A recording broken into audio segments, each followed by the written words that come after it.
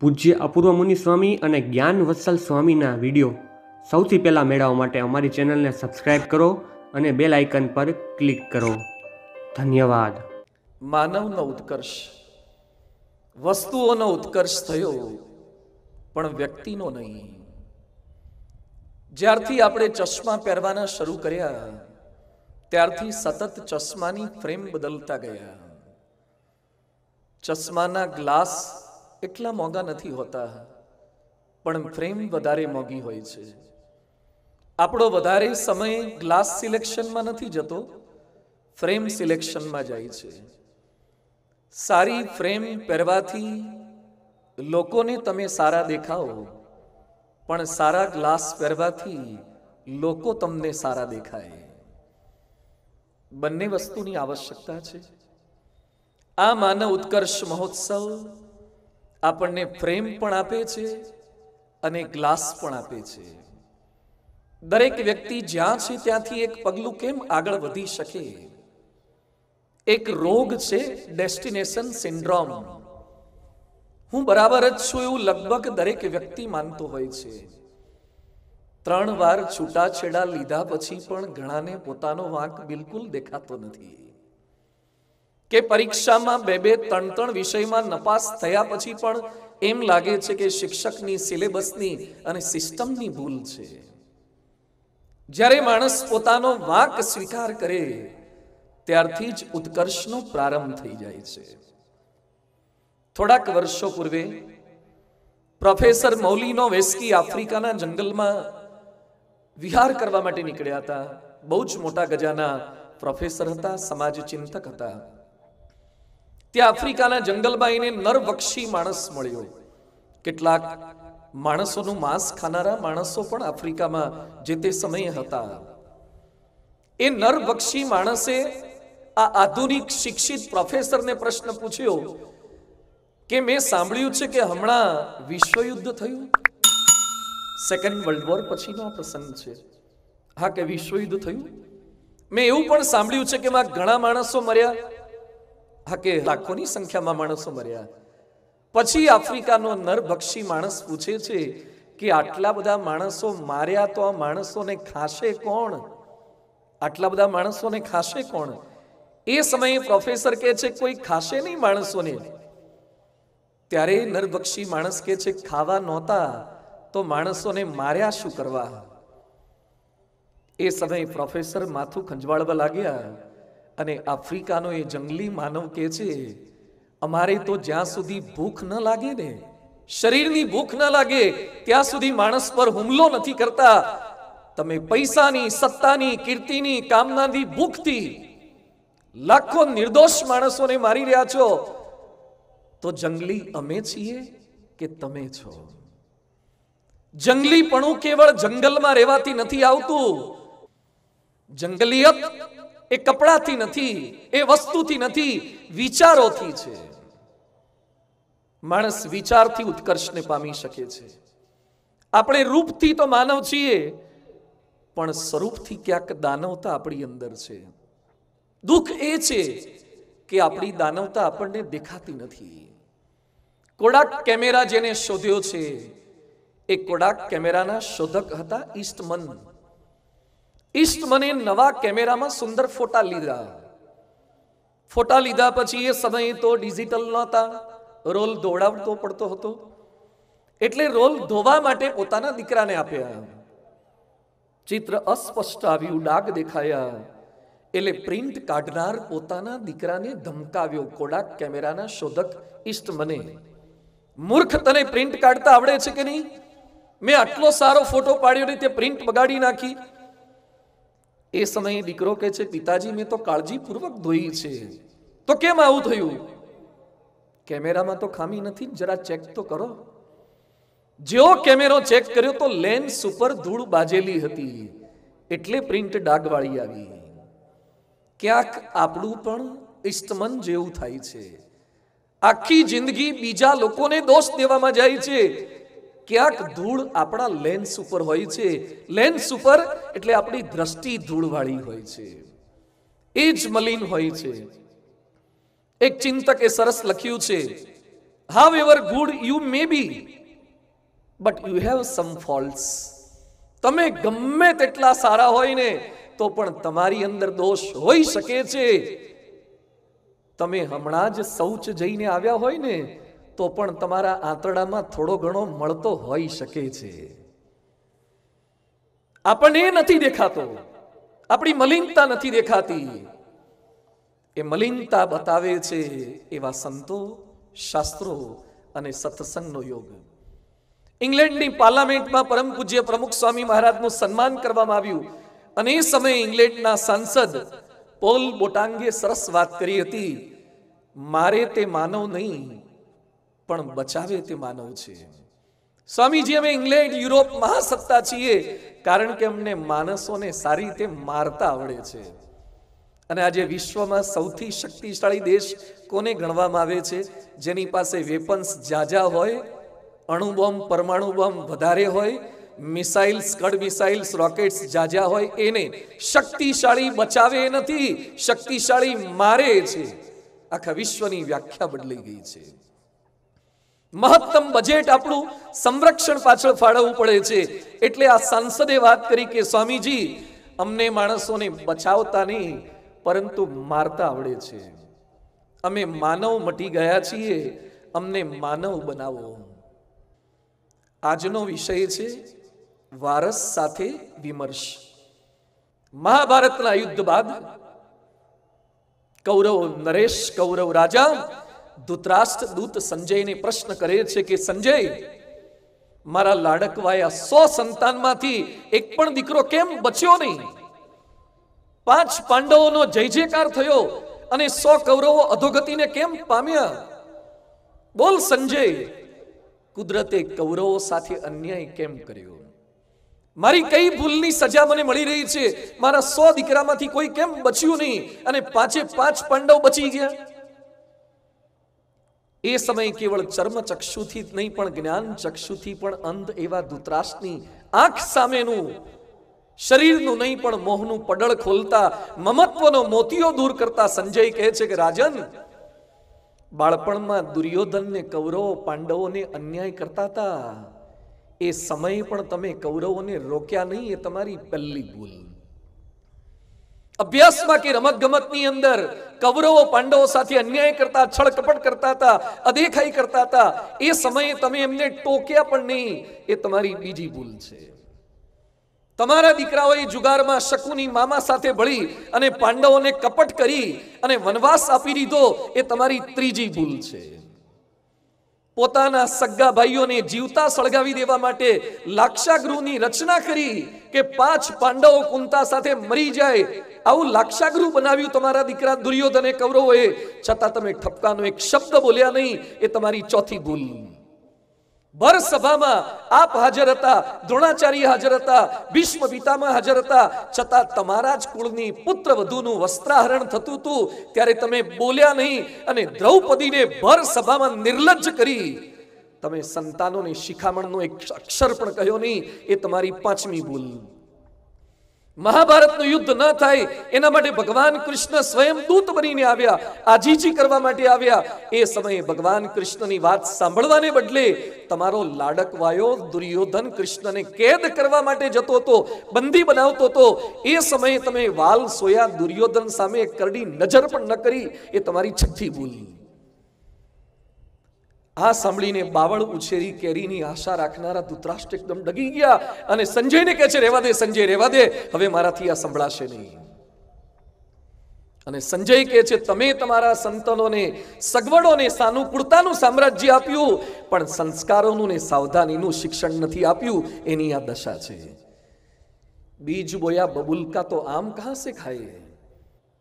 લગભગ થોડાક વર્ષ પહેલા કાલાવાડ રોડ સ્થિત BAPS સ્વામિનારાયણ મંદિરે એક ભાઈ 2-3 દિવસથી મંદિરમાં દેખાતા હતા.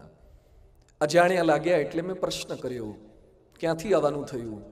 થોડાક ઢીલા પડી ગયા, ઓફિસમાં લઈ ગયા, ખૂબ રડ્યા. એ ભાઈએ મને વાત કરી કે સ્વામી, ડાયમંડનો વેપારી છું, બોમ્બેમાં બિઝનેસ કરું છું. પછી પોતાની દાસ્તાન જણાવતા કીધું કે સ્વામી, મારી એકની એક દીકરીને મેં રાજકુંવરીની જેમ સાચવી, અતિ ભવ્ય સ્કૂલ, આધુનિક કોલેજમાં એડમિશન અપાવ્યું, ઇમ્પોર્ટેડ મોબાઈલ ને લેપટોપ અપાવ્યા, 2 વ્હીલ કે 4 વ્હીલ ગાડીઓ અપાવી, પર્સનલ રૂમ અને અનલિમિટેડ ઇન્ટરનેટ અપાવવામાં કાંઈ પાછી પાની કરી નથી. મિત્રો સાથે ફરવા જાય ત્યારે આલિશાન હોટલના પૈસા આપ્યા છે. ખાવા પીવા નાચવા કૂદવામાં ક્યારેય મનાઈ કરી નથી. દુનિયાના 21 દેશોમાં મારી એકની એક દીકરીને મેં ફેરવી છે. કાળજાના કટકાની જેમ હથેળીમાં સાચવતો હતો, છતાં મારી એકની એક દીકરીએ જ મારા કાળજાના કટકા કરી નાખ્યા. લોકોએ મને કીધું કે બોમ્બેમાં સંસ્કાર નથી, ગુજરાતમાં રાજકોટમાં ભણવા મોકલો. મારી 11મા ધોરણમાં ભણતી છોકરીએ રાજકોટના એના કરતા ઉંમરમાં 15 વર્ષ મોટા શિક્ષક સાથે ભાગીને લગ્ન કરી લીધા. કોલેજ છોડીને ભાગીને આવતી રહી અને 3 થી 5 કલાક રાત્રે બોમ્બેના પતિ પત્ની એની દીકરીને સામે બેસાડી ગેહલોત સાહેબે વ્યવસ્થા કરી આપી. અમે બંને 5 કલાક રડ્યા. દીકરીની આંખમાંથી એક આંસુનું ટીપું પણ પડતું નથી. અમારે શું આપવાનું રહી ગયું સ્વામી?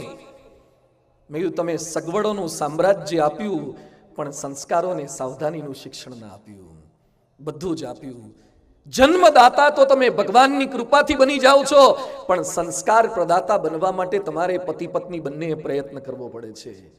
છોડને કેવળ ખેડ અને ખાતર પાણીને છાંયડો આપવાથી વિકાસ નથી થતો, એને સમયે સમયે તડકો પણ આપવો પડે છે. અને જે છોડ તડકો ન ખમી શકે એ ક્યારે ભવિષ્યમાં કોઈને છાંયડો પણ આપી શકતા નથી. જે તડકો ખમે ને એ જ બીજાની છાંયડો આપી શકે. અમેરિકાના ટેક્સાસમાં થોડાક દિવસો પહેલા ઘટના બની છે. અહીંયા બેઠેલા બધાએ વાંચી હશે અને કદાચ ટેલિવિઝન પર જોઈ પણ હશે. ઉબાલ્ડે નામના સિટીની અંદર રોબ એલિમેન્ટરી સ્કૂલની અંદર 18 વર્ષના એક યુવાને 19 બાળકો અને 2 સ્ટાફ મેમ્બર સાથે 21 વ્યક્તિઓની હત્યા કરી નાખી. અમેરિકન ગવર્મેન્ટે રાષ્ટ્રીય શોક જાહેર કરવો પડ્યો. 21 નિર્દોષ બાળકો અને સ્ટાફની હત્યા કરી નાખી. કેમ યુવા પેઢી ખોટા રસ્તે જઈ રહી છે? ન કેવળ ટેક્સાસની ઘટના, એક યુવાન 6 વર્ષ પહેલા મારી પાસે આવ્યો. મને કે સ્વામી તમને ટેટુ ભૂસવા વાળા કોઈ ઓળખે છે? પણ તારે જરૂર શું પડી છે? એને એના હાથ પર લખેલું હતું I love my daddy, I love my daddy. આ તો સાચું છે, આમાં ભૂસવું શું છે? મને કે લવ શબ્દ કાઢી નાખવો છે અને આઈ હેટ માય ડેડી લખવું છે. લવ ભૂસી નાખવું છે, હેટ કરાવડાવવું છે. એ છોકરાના બાપને રાજકોટમાં ફેક્ટરી છે ને 300 માણસો કામ કરે છે, 300 લોકોને રોજીરોટી આપે છે. એનો આ એકનો એક દીકરો મારી પાસે આવ્યો. મને કે સ્વામી મારે લવ ભૂસીને હેટ કરાવડાવવું છે. 300 જણાને તમે સાચવી શકો છો, એક સંતાનને કેમ નથી સાચવી શકતા? કેમ મા બાપ અને સંતાનો વચ્ચે ગેપ સર્જાતી જાય છે? આજે સમાજ વચ્ચે એકતા થાય એના માટે વિમર્શ થાય છે. પક્ષ એક થાય એના માટે વિમર્શો થાય છે. દેશ એક થાય એના માટે સાર્ક પરિષદ હોય કે અલગ અલગ સેમિનાર કરવામાં આવે છે, મંત્રણાઓ થાય છે, વાતો થાય છે. તો વારસ સાથે વિમર્શ માટે કેમ કોઈ સમય આપતા નથી? માનવ ઉત્કર્ષનો આજનો બીજો દિન છે વારસ સાથે વિમર્શ. વારસ સાથે વિમર્શ કઈ રીતે થઈ શકે એને આજે સમજવું છે. લગ્ન કરેલા હજારો લાખો લોકોની સમસ્યાના સાક્ષી છીએ અને સમસ્યામાંથી સમાધાન તરફ દોરવા માટે અમે યોગદાન આપી રહ્યા છીએ. તમારે તો કદાચ 1 કે 2 સંતાનની જવાબદારી હશે. હજારો ને લાખો સંતાનો આ સંતો પર આસ્થા અને શ્રદ્ધા રાખી પોતાની સમસ્યાઓ લઈને આવે છે. અમે બાળકો યુવાનોના આંસુ પણ લૂછીએ છીએ અને બાળકો યુવાનોની સમસ્યાઓથી રડી રહેલા મા બાપોને પણ સાંત્વના આપીએ છીએ. So we know the problems of the society. બંને પક્ષોને સાંભળીએ છીએ. આજે બંને પક્ષોની વાતો કરવી છે. કોઈ દોષિત નથી, કોઈ આરોપી નથી, પણ ક્યાંક ખૂટે છે, લિંક ખૂટે છે. આજે વિમર્શ એ કરવો છે. સંતાન સાથે વિમર્શ કઈ રીતે શક્ય બને? પહેલી વસ્તુ છે સંતાનોને સમય આપીએ. એક પછી એક સરસ રીતે આ મુદ્દા સમજતા જવા છે. આ કોઈ રામાયણની કથા નથી, આ કોઈ ભાગવતની કથા નથી, પરંતુ ભાગવતમાં રામાયણમાં જે રામનો પરિવાર છે, જે કૌરવનો પરિવાર છે, એ બધાના સાર સ્વરૂપે આધુનિક પેઢીમાં એ રામાયણ કે ભાગવત મને શું કામ લાગે એ વાતોને સમજવી છે. સંતાનોને સમય આપી. એક ચિંતકે સરસ લખ્યું છે, ધ્યાનથી સાંભળજો. We can always lose something, we can always lose something for someone, but we should not lose someone for something. because life can return something but not someone. કોઈક વસ્તુ ગુમાવવાનું બહુ દુઃખ ન કરતા, વસ્તુ તો પાછી આવી જશે, પણ વ્યક્તિ ગુમાવશો તો એ પાછી નહીં આવે. વ્યક્તિના ભોગે ક્યારે વસ્તુ ગુમાવશો નહીં. સ્વીડનના જ્હોન નિગ્રેન એક શિક્ષક હતા. પ્રધાનમંત્રી પદ મળતું હતું, છતાં પણ એને ઠુકરાવી દીધું કે મારે પ્રધાનમંત્રી નથી થવું, મારે એક આદર્શ બાપ થવું છે. હું સમય નહીં આપી શકું. મુકેશ અંબાણીએ સરસ વાત લખી છે કે મારા પિતા ધીરુભાઈ અંબાણી ગમે તેટલા વ્યસ્ત હોય છતાં પણ રવિવારનો દિવસ તો પત્નીને બાળકો માટે અવશ્ય ફાળવે જ. આજે અહીંયા બેઠેલા હજારો વાલીઓને મારી વિનંતી છે, તમે તમારા ત્યાં આવેલું રો મટીરિયલ બેસ્ટ થાય એના માટે સમય આપો છો, પણ આપણા ઘરે જે રો જન્મ્યું છે એને બેસ્ટ કરવા માટેનો પ્રયત્ન કર્યો ખરો? હીરાના કારખાનામાં કામ કરતા હોય તો પેલ ગાઢ તળિયા મથાળામાં નાખી અને રફને ડાયમંડ સારામાં સારો બનાવીએ છીએ. આપણા ઘરે જે રફ જન્મ્યું છે એને સારો ડાયમંડ બને એનો પ્રયત્ન કર્યો ખરો? કેટલો સમય આપ્યો? વર્તમાન પત્રમાં ભારતના ભવિષ્યની ચિંતા કરે છે. અરે ભારતના ભવિષ્યની જવાબદારી જેના શિરે છે, દિલ્હીમાં ચિંતા કરી રહ્યા છે. તમે તમારા ઘરના ભવિષ્યની ચિંતા કરો. મોબાઈલ કે મીડિયા માટે આપણને સમય છે, ફેસબુક માટે સમય છે, ઇન્સ્ટા માટે સમય છે, ટ્વિટરમાં બીજા લોકો શું કરી રહ્યા છે, મેરાડોના શું કરે છે, મેસી શું કરે છે, એ ટ્વિટર પર વાંચ કરીએ છીએ. આપણું સંતાન શું કરે છે એનું થોડું નેટવર્ક સેટ કરો ને. સમય આપીએ, સંતાનોને સમય આપીએ, મળી રહેશે સમય. થોડીક સાનુકૂળતા કરવી પડશે. ગાડીની સફાઈ માટે કેટલાક લોકો રોજ સમય આપે, ગાડીની સફાઈ માટે, ચહેરાની સફાઈ માટે સમય આપે. આપણા સંતાનો માટે પણ ભલે થોડો તો થોડો, પણ થોડોક સમય રોજ આપીએ.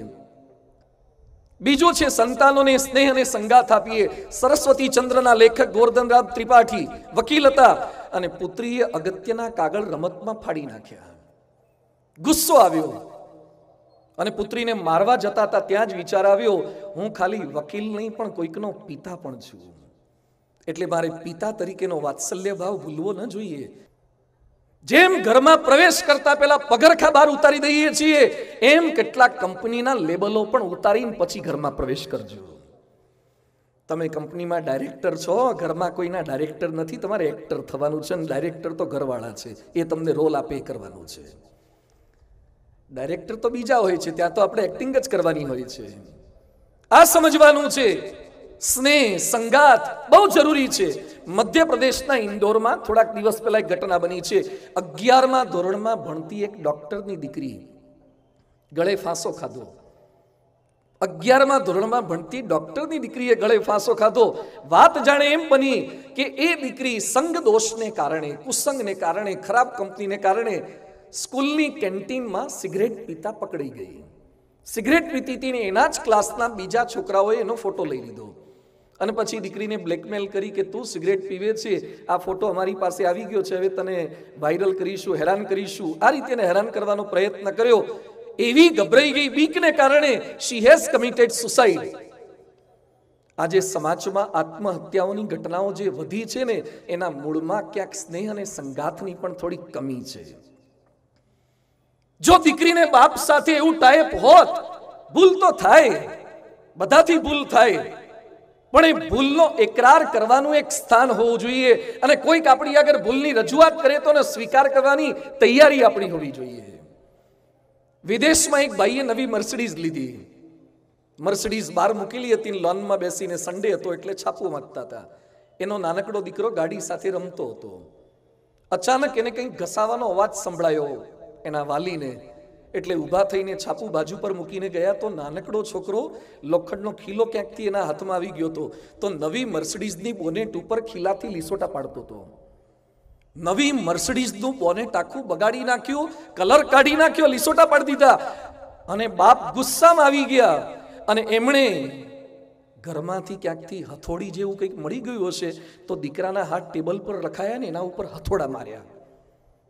આંગળીઓ છુંદાઈ ગઈ, લોહી લુહાણ થઈ ગયો. ગુસ્સો ઉતર્યો પછી છોકરાને હોસ્પિટલે તો લઈ જવો પડે, ટ્રીટમેન્ટ તો અપાઈ. પણ પેલો બાળક છુંદાયેલા હાથે એના બાપને ઘડીએ ઘડીએ પૂછે કે પપ્પા મારી આંગળીઓ તો છુંદાઈ ગઈ, હવે નવી આંગળીઓ ક્યારે આવશે? મારી નવી આંગળીઓ ક્યારે આવશે? આ પિતાને એટલો આઘાત લાગ્યો કે હું મારા ગુસ્સાને કંટ્રોલ ન કરી શક્યો અને મારા સગા દીકરાની આંગળીઓ છૂંદી નાખી. ઘરે ગયા પછી દરવાજો બંધ કરીને હી હેઝ કમિટેડ સુસાઇડ, એણે આત્મહત્યા કરી લીધી. બાળકની બૌદ્ધિક કે માનસિક મર્યાદા સમજી ન શક્યા, એનું આ પરિણામ આવ્યું છે. સ્નેહ અને સંગાથ આપો, થાય ભૂલ, સંતાનની કંઈક ભૂલ પણ થાય. 2007ના વર્ષમાં પરમ પૂજ્ય પ્રમુખ સ્વામીજી મહારાજ લંડનમાં હતા. એક બાળકે લંડનમાં પણ મર્સિડીઝને લીસોટો પાડ્યો, કાચ તોડ્યો. એટલે પાર્કિંગ વિભાગના સ્વયંસેવકો એને લઈ આવ્યા પ્રમુખ સ્વામી મહારાજ પાસે અને એને કીધું કે સ્વામી, આ તો મર્સિડીઝને લીસોટા પાડે છે, ગ્લાસ તોડે છે. પ્રમુખ સ્વામીજી એ નાનકડા વિદેશી બાળકને પ્રશ્ન કર્યો કે તે મર્સિડીઝ ઉપર કેમ લીસોટા પાડ્યા અને ગ્લાસ કેમ તોડ્યો? એટલે લંડનનો વિદેશી બાળક શું કહે છે, મારા પપ્પાની ગાડી કરતા આ ગાડી વધારે પડતી સારી છે એટલે મને જેલસી થઈ કે અમારી ગાડી કરતા બીજાની ગાડી સારી કેમ? એટલે ગુસ્સો થયો. પ્રમુખ સ્વામી મહારાજ કહે છે, માફી માગી લો, જેની ગાડી હોય એની માફી માગી લો. આવું ન કરાય. કોકની ગાડી પર લીસોટા મારવાથી આપણી ગાડી ક્યાં સારી થાય છે? સારું ભણજે તો આવી સારી ગાડી તારે પણ આવશે. એણે ભૂલ સ્વીકાર કરી અને નવી જીવનનો માનવ ઉત્કર્ષનો રાહ એણે પસંદ કર્યો. થાય ભૂલ થાય, પણ સ્નેહ રાખો. યાદ રાખજો, હવેની નવી પેઢી સ્કિલનેસ વધારે છે પણ સેન્સિટિવ એટલી જ છે, બહુ સેન્સિટિવ છે. અમે લોકો લંડનથી આગળ યુરોપમાં ગામમાં ગયા હતા. ત્યાં સભા પૂરી કરીને રાત્રે એક ભાઈના ઘરે પ્રસાદ લેવાનો હતો. જમવા બેઠા, ત્યાં નાનકડો બાળક ઘોડિયામાં સૂતો હતો અને રડવા લાગ્યો અચાનક. એટલે પેલા ભાઈને મેં કીધું એની મમ્મીને આપી આવો તો શાંત રહે. મને કે સ્વામીજી હમણાં છાનો રાખું છું. પેલા ભાઈએ પોતાના પોકેટમાંથી આઈફોન કાઢ્યો, એક નાનકડા બાળક જે રડતો તો પોતાનો એના હાથમાં આપ્યો. પેલો બાળક નાનો હતો છતાં પણ હથેળીમાં આમ કરવા લાગ્યો. એને જે ગેમ ગમતી હતી ગેમ કાઢી અને શાંત થઈ ગયો. પેલા આપણે નાના હતા ત્યારે તો ઘોડિયા પર પેલા વાંદરા ને ગુગડા ને છડા ને બધું બાંધતા હતા અને છાના રાખવા માટે આવા પ્રયત્ન કરતા હતા. આને મોબાઈલ આપ્યો અને છોકરો છાનો થઈ ગયો અને ગેમ રમવા લાગ્યો. મને આશ્ચર્ય થયું કે આવડા નાનકડા થોડાક મહિનાના બાળકના કેમનું ફાવી ગયું. પછી ખબર પડી કે હવે નવા જેટલા જન્મવાના ને અંદરથી ડાઉનલોડ કરીને જ આવવાના. યાદ રાખજો, દીકરો રડતો હોય ને મોબાઈલ આપશો તો છાનો થઈ જશે, શાણો નહીં થાય. શાણો કરવા માટે તો માનવ ઉત્કર્ષમાં લઈ આવજો. છાના કરી દેતા તો ફાવે, પણ શાણો બનાવવો હોય તો એને સંતોનો સમાગમ કરવાનો છે. સેન્સિટિવ બહુ છે. લગભગ 2 વર્ષ પહેલા એક ભાઈ મારી પાસે આવ્યા. મને કે સ્વામી, દીકરો જીદ કરે છે. બધું શું જીદ કરે છે? એ કે બાઈક જોઈએ છે. બધું લઈ આપો ને. મને કે દીકરો હજી 8મામાં ભણે છે. મેં તો ના લઈ આપતા, હજુ તો નાનો છે, ન અપાય. મને કે સ્વામી પણ એ જીદ કરે છે, જીદે ચડ્યો છે, બધું સમજાવો. મને કે બહુ સમજાયો. શું કહે છે? એમ કહે છે કે આ બાઈક લઈ આપો અથવા તો હું ચાલુ ટ્રક નીચે ઘૂસી જઈશ, મરી જઈશ, પછી તમારે બાઈક લઈ આપવાની મને કોઈ ચિંતા નહીં. આવી ધમકી આપે છે. તું સારું, એને મળવા માટે લઈ આવજો. મને કે લઈ આવજો નહીં, લઈને જ આવ્યો છું. તું કેમ સ્કૂલે નથી ગયો? ના, કે એને પ્રતિજ્ઞા લીધી છે કે જ્યાં સુધી બાઈક નહીં આવે ત્યાં સુધી આ બંદો સ્કૂલે નહીં જાય. તો લઈ આવો, એને અંદર મોકલો, તમે બહાર જાઓ. એટલે મેં એને અંદર બોલાવ્યો. પછી તમારા જેવા કોઈ ભક્ત કાજુ કતરીનું બોક્સ આપી ગયા હતા ભગવાન માટે. એટલે એમાંથી 2 કાજુ કતરી મેં એના મોઢામાં મૂકીને ખવડાવી. કારણ કે રેઝર ફેરવતા પહેલા થોડું કોણું તો કરવું પડે ને, પલાળવું તો પડે. એટલે પહેલા હેત પ્રેમ કરવું પડે, સ્નેહ સંગાથ આપવો પડે. સીધું રેઝર ફેરવાય નહીં તો પ્રોબ્લેમ થાય. પછી મેં 20 મિનિટ સુધી એટલી સરસ વાતો કરી, લોજિકલી સમજાવ્યું. મારી સામે જોઈને હસતો જાય, રાજી થતો જાય. મને કે અત્યાર સુધી ઘણા બધાએ મને સમજાવવાનો પ્રયત્ન કર્યો. મારા પપ્પાએ, મમ્મીએ, દાદાએ, દાદીએ, શિક્ષકોએ, આડોશી પાડોશી બધાએ સમજાવવાનો પ્રયત્ન કર્યો, પણ તમારા જેવો કન્વિન્સિંગ પાવર મેં કોઈનો જોયો નથી. સો લોજિકલી તમે સમજાવો છો, તમારામાં ગજબનો કન્વિન્સિંગ પાવર છે. મને કે સ્વામી, એક રિક્વેસ્ટ છે, મારા પપ્પાને સમજાવી દો ને મને બાઈક લઈ આપે. આ નવી પેઢી એટલી સેન્સિટિવ છે, એટલી બુદ્ધિશાળી છે, એને હવે જૂના જમાનાની રીતે નહીં સમજાવી શકો તમે. અમારી પાસે પણ આ ચેલેન્જ જ છે. અમારે ખાલી હાથમાં માળા આપી દો ને ફેરવવા જાય તો મોટી ઉંમરના માળા ફેરવે. આ નવા તો પથારી ફેરવવા હોય. એને માળા હાથમાં પકડાવી, એને ભગવાન પાસે ધ્યાન કરાવવું. એટલે ખાલી વાર્તાઓથી નથી ચાલતું, એને સાયન્સ સાથે લઈને ચાલવું પડે છે. એને અધ્યાત્મ અને વિજ્ઞાનનો સમન્વય કરીને સમજાવવું પડે છે. તમારા સંતાનો તમારી પાસે એના મિત્રોની પણ વાતો કરી શકે અને એના શત્રુઓની પણ વાતો કરી શકે. એના ક્યાંક વખાણ થયા હોય એ પણ બોલી શકે અને એની ટીકા થઈ હોય એ પણ બોલી શકે. એની સફળતાનું સારું રિઝલ્ટ પણ બતાવી શકે અને નપાસ થયેલી માર્કશીટ પણ બતાવી શકે. એની સુટેવની પણ વાતો કરી શકે અને કુટેવની પણ વાતો કરી શકે. એના દોષો સ્વભાવોની વાતો કરી શકે. જેમ ડોક્ટર આગળ દીકરો કે દીકરી ઓપન થઈને બધું કહી શકે, એમ તમારી આગળ કહી શકે તો સમજો કે વારસ સાથે વિમર્શ સાચો. કેમ ડિસ્ટન્સ રહે છે તમારા દીકરાઓને, તમારી દીકરીઓને તમારી સાથે? કઈ ડિસ્ટન્સ ન રહેવું જોઈએ. આજે વિશ્વ વંદનીય પરમ પૂજ્ય પ્રમુખ સ્વામી મહારાજના અમે 1100 સંતો છીએ. કોઈ પટેલ છે, વાણિયા છે, બામણ છે, કોઈ દેશના છે, પરદેશના છે, કોઈ એકના એક છે, કોઈ બે ભાઈ છે, કોઈ ભણેલા છે, કોઈ અભણ છે, અલગ અલગ પરિવારમાંથી આવ્યા છે. છતાં પરમ પૂજ્ય પ્રમુખ સ્વામી મહારાજે દરેકને કાન આપ્યા છે, દરેકને ધ્યાન આપ્યું છે, દરેકને માન આપ્યું છે, સાચવ્યા છે, સ્નેહ અને સંગાથ આપ્યો છે. આજે વિશ્વના ખૂણે ખૂણે લાખો લોકો એમના એક વચને બધું જ કહ્યું કરતા હતા, કારણ કે એમને દરેકને સાંભળ્યા છે, દરેકને સ્નેહ આપ્યો છે. જે પ્રમુખ સ્વામી મહારાજનો શતાબ્દી મહોત્સવ ઉજવવા માટે જઈ રહ્યા છે, એ પ્રમુખ સ્વામી મહારાજ કેવા શ્રેષ્ઠ શ્રોતા હતા. વાલી બનીએ એટલે સંભળાવાનો અધિકાર પ્રાપ્ત નથી થતો, પહેલા સાંભળવું પડે છે. Listen first then speak. પહેલા સાંભળો, એની વેદનાને સાંભળો, પહેલા સમજો તો ખરા એ શું કહેવા માંગે છે. વ્યક્તિના શરીરમાં કયા પ્રકારનું દુઃખ થાય છે એ મશીન જાણી શકે છે, પરંતુ મનમાં કેટલી વેદના છે એને જાણવા માટે તો પ્રેમ જોઈએ, સ્નેહ જોઈએ, સંગાથ જોઈએ, તો તમે જાણી શકો છો. તો વારસ સાથે વિમર્શ માટે પહેલી વાત છે સમય આપજો, બીજો એને સ્નેહ આપજો. એ તમારી આગળ કન્ફેસ કરી શકે એટલી ટ્રાન્સપરન્સી રાખજો. ત્રીજું, એને સારું શિક્ષણ આપવું પડશે. હવે આપણી સંતાનોને સારું શિક્ષણ આપવાની પણ જવાબદારી આપણી છે, ફરજ આપણી છે. એક ભાઈને મેં પૂછ્યું, તમારો દીકરો કયામાં ભણે? મને કે લગભગ 5મા 6ઠામાં હશે. દીકરો કયામાં ભણે છે એમાં તમારે લગભગ બોલવું પડે?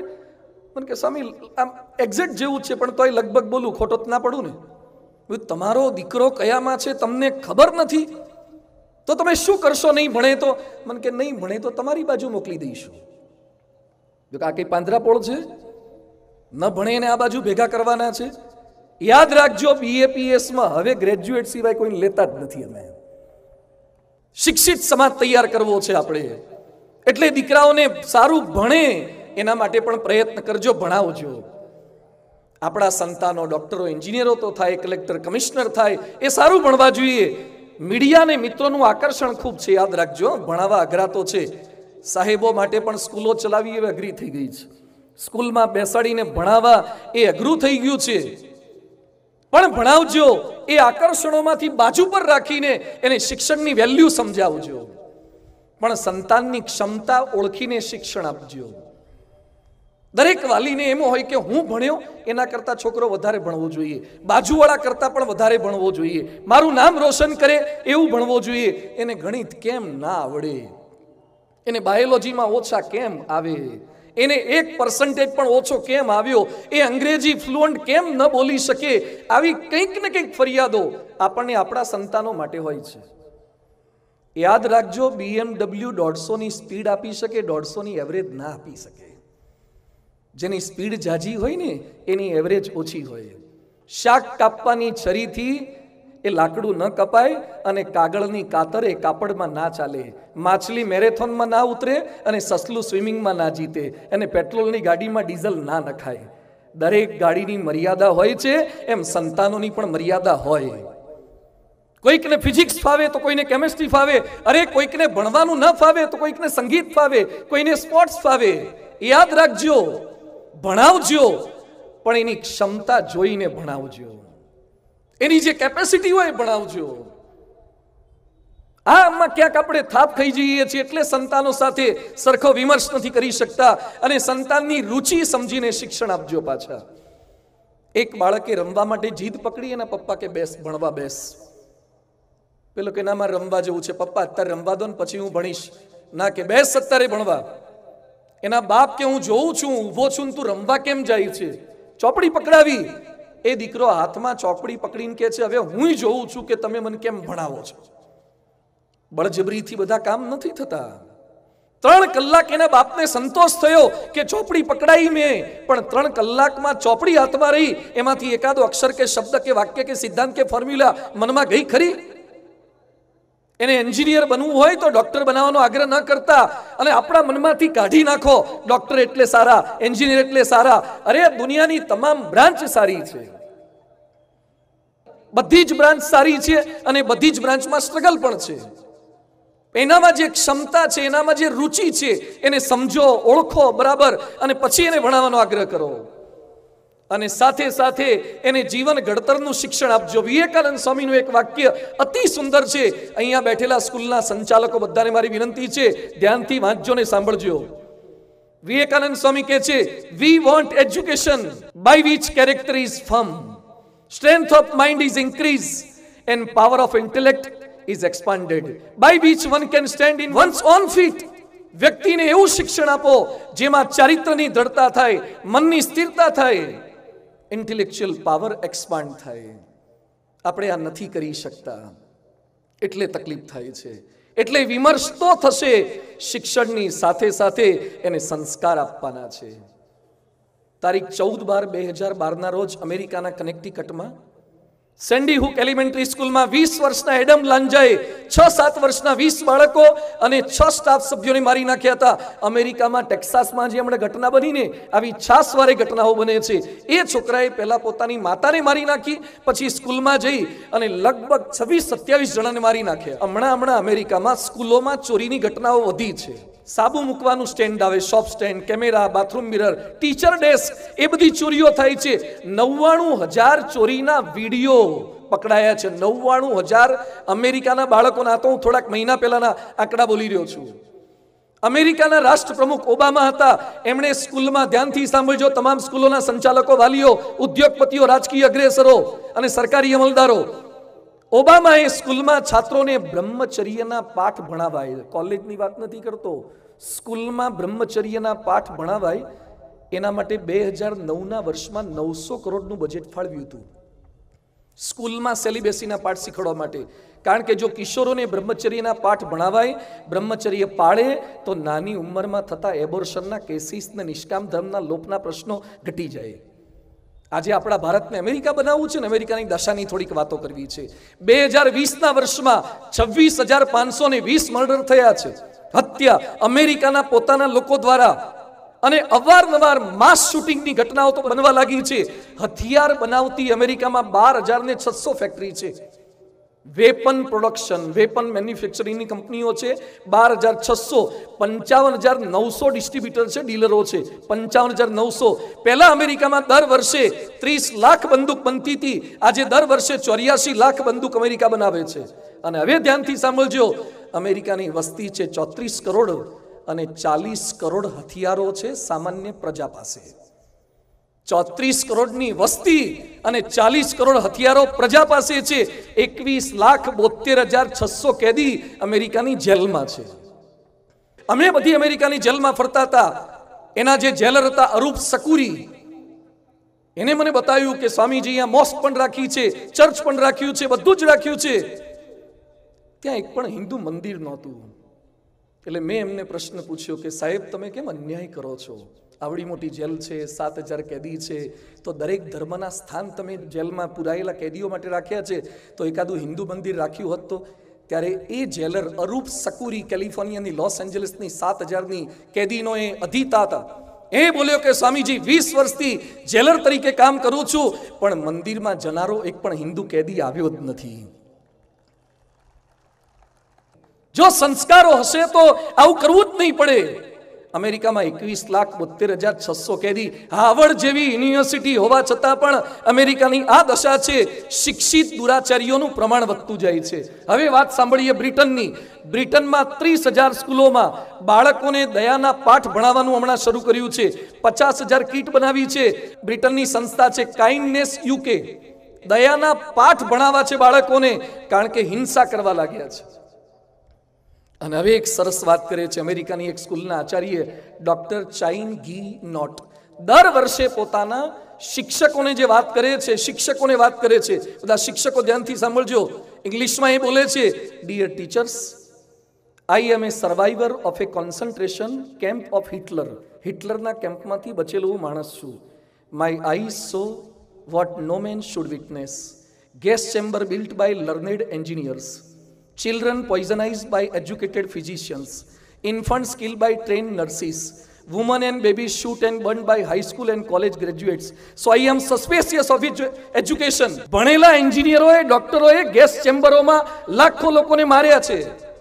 અને હવે એક સરસ વાત બોલે છે, your efforts must never produce learned monsters, skilled psychopaths. Reading, writing, arithmetic are important only if they serve to make our children more human. Road પર ખાલી હોર્ડિંગો ના મારો કે મારી સ્કૂલમાં આટલા પર્સન્ટેજ આયા. તમારી સ્કૂલમાં માનવો કેટલા તૈયાર કર્યા ને હોર્ડિંગ થોડાક મારો. તમારી સ્કૂલોમાં કેટલા ટકા આવ્યા, કેટલા એન્જિનિયર થયા, કેટલા પીઆર આવ્યા, એની ખાલી જાહેરાતો ના કરો. તમારી સ્કૂલમાંથી નિર્વ્યસની કેટલા તૈયાર થાય છે, તમારી સ્કૂલમાં ભણેલો ક્યારે જિંદગીમાં છૂટાછેડા નહીં લે એવી તૈયારી આપી, સ્કૂલોમાં તાલીમ આપી. એ આપણા બધાની જવાબદારી છે. મારી સ્કૂલમાંથી બહાર નીકળેલો ક્યારે હત્યા નહીં કરે, મારી સ્કૂલમાંથી બહાર નીકળેલો ક્યારે આત્મહત્યા નહીં કરે, આ તાલીમ આપી શકીએ. મહાત્મા ગાંધીજી બોલ્યા હતા, આજના વિદ્યાર્થીઓને પુસ્તકના ઢગલામાં એવું મથ્યારે એવું પડે છે કે તેમનો શ્વાસ રૂંધાવા લાગે છે. આ મારા શબ્દો નથી, રાષ્ટ્રપિતાના શબ્દો છે. જો મારું ચાલે તો તેમાંથી મોટા ભાગના પાઠ્યપુસ્તકો રદ કરી નાખવું અને એવા લખાવું કે જેમનો ગૃહસ્થ જીવન સાથે સંબંધ હોય, મેળ હોય. જેમ જેમ બાળક શીખતું જાય તેમ તેમ આસપાસના વાતાવરણમાં ઓતપ્રોત થતું જાય, સક્રિય ભાગ લેતું જાય. બિલ ગેટ્સ બોલ્યા હતા કે હાર્વર્ડમાં ભણ્યા પછી પણ એજ્યુકેશન તમને સાયન્સ આપે છે, ટેકનોલોજી આપે છે, પણ વ્યક્તિની સંવેદના ઓળખતા હાર્વર્ડ પણ શીખવાડતું નથી. સ્કૂલો ખોટી નથી, સિલેબસ ખોટા નથી, પણ આઉટ ઓફ ધ બોક્સ જઈને પણ થોડુંક શીખવાડવું પડશે, ભણાવવું પડશે. એક પ્રોફેસરે પોતાની સગી માતાને બિલ્ડિંગ પરથી ફેંકી દીધા, મારી નાખ્યા, અને 90 દિવસ સુધી સ્ટોરી બનાવી કે ઉપર વોકિંગ કરવા ગયા તો લપસી ગયા એટલે પડી ગયા, તો સીસીટીવી કેમેરામાં પકડાઈ ગયું અને અત્યારે જેલની અંદર છે. શું શીખવાડવાના એ પ્રોફેસરો માતૃદેવો ભવ પિતૃદેવો ભવની વાતોની? હવે આપણે જાગૃત થવું પડશે. અહીંયા બેઠેલા વાલીઓને વિનંતી છે, હું કોઈ સ્કૂલને, સંચાલકને, સરકારને દોષ દેવા માટે નથી આવ્યો. આપણે બધા જેટલા ભાગીદાર છીએ. કોઈ એક વ્યક્તિનો, સંસ્થાનો, સમાજનો વાંક નથી. પણ આપણે શું કરી શકીએ આની વચ્ચે? સુધા મૂર્તિ, નારાયણ મૂર્તિના વાઇફ, ઇન્ફોસિસના કો ચેરમેન, એ સુધા મૂર્તિ પદ્મશ્રી વિજેતા છે. એના બાળકને મદદ કરવાની કેવી વાત શીખવાડે છે. ધ્યાનથી સાંભળજો. એના દીકરાના જન્મદિવસની પાર્ટી હતી અને બજેટ હતું 50,000 રૂપિયા. 50,000નું બજેટ ફાળવવાનું હતું. ખર્ચની એની તૈયારી હતી સુધા મૂર્તિની. એણે એના દીકરાને બર્થડે સેલિબ્રેશન કરતા પહેલા કીધું, દીકરા તારો જન્મદિવસ છે, સેલિબ્રેશન કરવું જોઈએ, પણ એમાંથી થોડાક પૈસા આપણા ડ્રાઈવરના બાળકો ભણે એના માટે આપવા જઈએ તો તારું મન માને છે કે નહીં? દીકરો તૈયાર ન થયો, કારણ કે એને તો સેલિબ્રેશન કરવું હતું, કેક કટ કરવી હતી, મિત્રોને બોલાવવા હતા, 50,000 ડ્રાઈવરના બાળકો માટે આપણે શું કરવા આપીએ? એની મમ્મીને કે મમ્મી એને પગાર તો આપવામાં આવે છે, એના પગારમાંથી એને છોકરાને ના ભણાવે? એ કે બેટા તો પણ હ્યુમેનિટી છે, આપણે થોડીક મદદ કરીએ તો તને શું વાંધો છે? થોડોક તૈયાર થયો, એને થોડાક પૈસા આપ્યા. ધીમે ધીમે કરતા સુધા મૂર્તિ એને ડેવલપ કરતા ગયા. 2001માં આતંકવાદીના હુમલા થયા અને એમાં મરેલા સૈનિકોને, એના પરિવારને પૈસા આપવા માટે સુધા મૂર્તિના દીકરાએ પોતાની તમામ સ્કોલરશિપ આપી દીધી. કાઇન્ડનેસના પાઠ શીખવાડો. દીકરા દીકરીઓને થોડુંક આ પણ શીખવાડજો. પેપ્સીકોલાના ચેરપર્સન, વાઇસ પ્રેસિડેન્ટ હતા, સીઈઓ હતા, ઇન્દ્રા નુઈ. એ પોતાના ઘરની અંદર મંદિર રાખે, ગણપતિની મૂર્તિ રાખે, દીવો કરે, પોતાના બાળકોને 1.5-2 કલાક સાથે બેસાડે, તાલીમ આ આપે છે. શિવાજીના માતા જીજાબાઈ પેટમાં પોઢીને સાંભળેલી જેણે વાતો, શુરવીરતાની વાતો. એક ભાઈ મને કે પહેલા શિવાજી તૈયાર થતા હતા, હવે કેમ શિવાજી જેવા નથી થતા? મેં કીધું પહેલા જીજાબાઈ હતી, હવે જીઓબાઈ છે. જીઓબાઈમાં શિવાજી ના આવે. જેની માં આખો દિવસ ઓનલાઈન હોય, છોકરો આઉટલાઈન જવાની પૂરેપૂરી સંભાવના છે. જીજાબાઈ થવાનું છે. ઋષભદેવ ભગવાન પોતાના સંતાનોને નાયમ દેહો દેહ બાજાંદ્રુલોકે એ વાતો કરતા હતા. મદાલસા બોલતી હતી, શુદ્ધોસી બુદ્ધોસી નિરંજનોસી સંસાર માયા વિવર્જિતોસી. આ તાલીમ આપતા હતા. અને પરમ પૂજ્ય પ્રમુખ સ્વામી મહારાજ કહે છે, ચારિત્રવાન બનો અને ચારિત્રવાન સમાજ તૈયાર કરો. આપણે ચારિત્રવાન બનવાનું છે અને ચારિત્રવાન સમાજ તૈયાર કરવાનું. પણ ક્યાંક ક્યાંક આધુનિક પેઢીમાં મા બાપોની એક ભૂલ થાય છે. મારે મારા દીકરા દીકરીને મોડર્ન બનાવવા છે. એક ભાઈ મારી પાસે આવ્યા, મને કે બોમ્બેમાં તમારું મંદિર છે, ત્યાં ઉતારાનું સગવડ થાય? બધું તપાસ કરવી પડે, શિબિર કે કંઈ કાર્યક્રમ ના હોય તો પણ શેના માટે જવું છે? મને કે દીકરીને પેલી સ્પર્ધા છે, મિસ યુનિવર્સ ને મિસ વર્લ્ડ ને મિસ બોમ્બે ને આ બધી દીકરીઓને આ બધી સ્પર્ધામાં જોડીને શું કરાવવા માંગો છો? યાદ રાખજો, તમારી દીકરીને એવા કપડાં પહેરાવજો કે પછી તમે તમારી દીકરીની સામે જોઈ શકો. જે કપડાં પહેરાયા પછી તમે તમારી દીકરીની સામે આંખમાં આંખ ના મેળવી શકો, એવા કપડાં વાલીઓ થઈને દીકરીઓને શા માટે પહેરાવો છો? એવી વસ્તુઓ શા માટે ખવડાવો છો? એવા સાધનો શા માટે આપો છો? સુખી કરવા, મોડર્ન કરવા જુદી ટ્રેક પર શા માટે આપણે ચડાવી રહ્યા છીએ? જે લોકો ટોટલ વેસ્ટર્નના વાયરે ચડ્યા છે, યાદ રાખજો, વેસ્ટર્ન કલ્ચરમાં મા બાપને સાચવવાના કોન્સેપ્ટ જ નથી. એને વર્ષમાં એક જ દિવસ ફાધર્સ ડે ને મધર્સ ડે છે, અને આપણા ત્યાં જીવીએ ને ત્યાં સુધી ફાધર્સ ડે ને મધર્સ ડે છે. આપણા કોન્સેપ્ટ જુદા છે.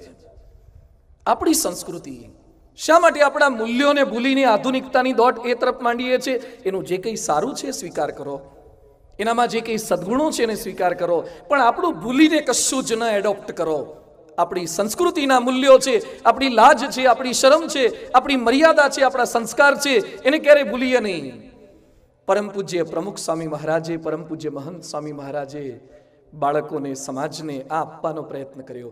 બ્રિટિશ એરવેઝમાં કેપ્ટન તરીકે કામ કરનારા મિનેશભાઈ પટેલ છેલ્લા 25 વર્ષથી કેપ્ટન તરીકે કામ કરી રહ્યા છે. એને સંતોએ પ્રશ્ન પૂછ્યો કે આપ કેપ્ટન તરીકે કામ કરો છો તો બ્રિટિશ એરવેઝમાં સ્ટાફ કેટલો છે? તો કે સ્વામીજી, પાયલોટ કો પાયલોટ બધું મળીને 5000 જેટલો સ્ટાફ છે. તો વ્યસન કરે? એ કે લગભગ અમારા ત્યાં તો વ્યસન તો કોમન છે, ખાવાનું પણ હોય, પીવાનું પણ હોય. પછી એમણે જ વાત કરી હતી કે સ્વામીજી, અમારા પાયલોટ્સને આઉટ ઓફ સ્ટેશન ઘણીવાર બહુ રહેવાનું થાય તો કેરેક્ટરમાં પણ લૂઝ થઈ જાય છે. સંતોએ પ્રશ્ન કર્યો કે તમારાથી ભૂલ થઈ કે નહીં? એ કે ના, મેં 25 વર્ષની જિંદગીમાં ક્યારે આવી ભૂલ નથી થઈ. ત્યારે કેપ્ટનને પૂછ્યું કે તમે કેમ મક્કમ રહી શક્યા, સંયમી કેમ રહી શક્યા? એણે બહુ સરસ વાત કરી કે ઘરમાં પંખો હોય, ટ્યુબલાઇટ હોય, ફ્રીજ હોય, ટીવી હોય, દરેકની ઇન્ડિવિજ્યુઅલ સ્વિચ હોય, પણ બધાની મેઇન સ્વિચ બહાર હોય. મેઇન સ્વિચ બંધ હોય પછી ઇન્ડિવિજ્યુઅલ સ્વિચ ગમે તેટલી પાડો તો પણ એક પણ ઇક્વિપમેન્ટ કે ઇન્સ્ટ્રુમેન્ટ સ્ટાર્ટ ન થાય. સંતો કે શું કહેવા માંગો છો? એ કે સ્વામીજી, મારી આંખ ખરાબ જોવાનો સંકલ્પ કરે, મારું કાન ખરાબ સાંભળવાનો સંકલ્પ કરે, મારું હાથ ખરાબ વ્યક્તિને સ્પર્શ કરવાનો સંકલ્પ કરે, ત્યાં મારી મેઇન સ્વિચ છે કે ભગવાનને ને પ્રમુખ સ્વામીને નહીં ગમે, એટલે મારાથી આજ સુધી કોઈ ભૂલ થતી નથી. કોઈ કે અનુસંધાન આપણી નજર સમક્ષ રાખીએ, જે આપણી પેઢીને સાચવી શકશે. તો સંતાનોને શિક્ષણની સાથે સાથે સંસ્કાર આપવાના છે, અને સંતાનો સાથે વિમર્શ કરવો એટલે સંઘર્ષ આપવાનો છે. સંતાન સાથે સંઘર્ષ નથી કરવાનો, પણ સંતાનને સંઘર્ષ આપવાનો છે. કાલે જ મેં છેલ્લે ઉલ્લેખ કર્યો હતો કે અમદાવાદના ડોક્ટર પિતાએ દીકરીને આઈફોન આપવાની ના પાડી તો દીકરીએ ચાલુ પંખામાં હાથ નાખી દીધો અને અભયમ ગ્રુપની બહેનોને બોલાવી પડી. કાઉન્સિલિંગ કરતા દીકરી બોલી કે મને ના સાંભળવાની ટેવ નથી. હમણાં એક હીરોનો જીરો પકડાયો તો ડ્રગ્સ કેસમાં. એ હીરોએ વચ્ચે સ્ટેટમેન્ટ આપ્યું હતું કે મારે એટલા રૂપિયા કમાઈ લેવા છે કે મારા બાળકોને જીવનભર કામ કરવાની જરૂર જ ન પડે. મારે એટલા રૂપિયા કમાઈ લેવા છે કે મારા છોકરાઓને મહેનત કરવી જ ન પડે. યાદ રાખજો, બાપ તરીકે પૈસા કમાવજો, પણ એને ક્યારેય કમાવા માટે પરસેવો ન પડે એટલું ના કમાઈને દેતા. એને હાથ પગ હલાવવા પડે, એને સંઘર્ષ આપજો સાથે. જે તકલીફ કે દુઃખો આપણને પડ્યા છે એવા સંતાનને ન પડે એવી દરેક વાલીની ઈચ્છા રહે છે. જે સવલતો આપણને નથી મળી એ સંતાનોને મળવી જોઈએ એવી ઈચ્છા આપણને રહે છે. કેટલાય વાલીના હાથ ઉપરની હું ઘડિયાળ જોઉં છું તો સાદી હોય છે, દીકરાની ઘડિયાળો સારી હોય છે. તમારા મોબાઈલ ક્યાંક સાદા હશે પણ દીકરા દીકરીના મોબાઈલ તમે વધારે સારા આપો છો.